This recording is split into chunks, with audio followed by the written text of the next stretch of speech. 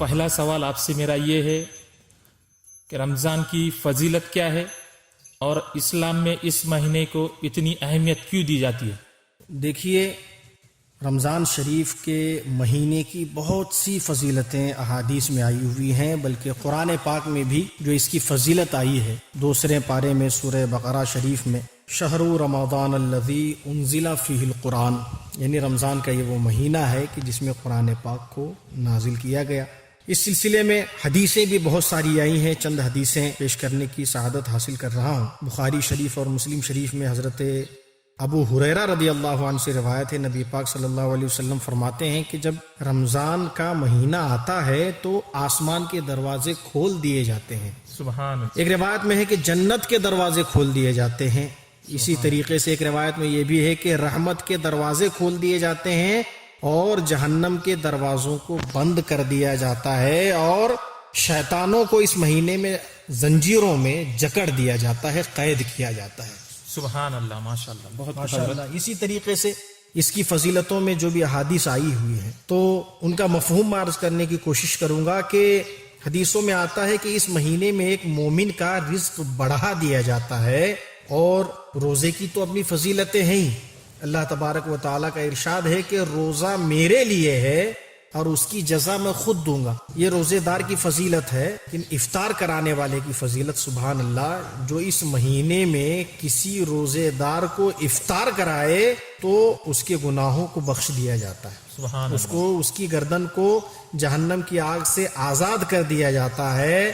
اور کمال کی بات یہ ہے کہ اگر کوئی سچی نیت سے افطار کراتا ہے کسی روزہ دار کو، اور افطار کرانے کا مطلب یہ نہیں کہ پورا پیٹ بھر اس کو کھلائے، بلکہ حدیثوں میں آتا ہے کسی نے اگر کسی روزہ دار کو ایک گھونٹ دودھ پلا دیا، یا ایک کھجور کھلا دی، یا ایک گھونٹ پانی ہی پلا دیا، تو اس کو اتنا ثواب ملتا ہے، اتنا اجر ملتا ہے جتنا کہ روزہ رکھنے والے کو ملتا ہے۔ سبحان اللہ، ماشاءاللہ۔ اور پھر روزہ رکھنے والے کے برابر اس کو اجر ملتا ہے، اور روزہ رکھنے والے کا اجر کچھ کم بھی نہیں ہوتا۔ تو یہ تمام فضیلتیں ہیں۔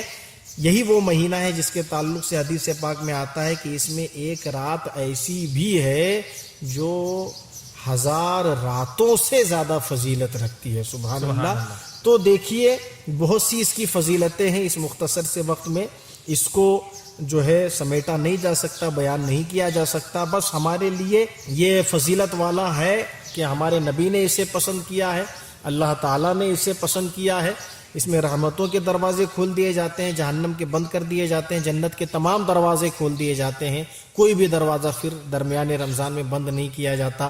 اس میں جو ہے پہلا عشرہ، یعنی شروع کے جو 10 دن ہے، حدیث میں آتا ہے کہ پہلا عشرہ جو ہے وہ رحمت کا عشرہ ہے، دوسرا جو ہے وہ مغفرت کا ہے، تیسرا جہنم سے آزادی کا ہے۔ تو یہ بہت ہی بابرکت اور فضیلت والا مہینہ ہے۔ اسی وجہ سے اسلام میں بھی اسے کافی اہمیت دی جاتی ہے اور بہت ہی اہمیت کی نظر سے اسے دیکھا جاتا ہے۔ سبحان اللہ، ماشاءاللہ۔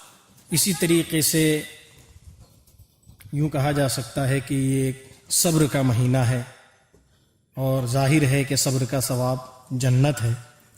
یہ وہ مہینہ ہے کہ جس میں اگر کوئی نفلی عبادت کرتا ہے تو اور مہینوں میں فرض عبادت کرنے کا جو ثواب ہے وہ اس مہینے میں نفل عبادت کا ثواب ہے۔ سبحان اللہ، ماشاءاللہ۔ اسی طریقے سے جو اس مہینے میں ایک فرض ادا کرتا ہے، حدیثوں میں آتا ہے کہ اس کو 70 فرض ادا کرنے کا ثواب ملتا ہے۔ سبحان اللہ۔ تو آپ بتائیے کہ اس کی فضیلت میں اس سے زیادہ اور کیا کہا جا سکتا ہے۔ یقیناً یہ بہت بابرکت اور فضیلت والا مہینہ ہے، مسلمانوں کو ضرور اس کا احترام کرنا چاہیے۔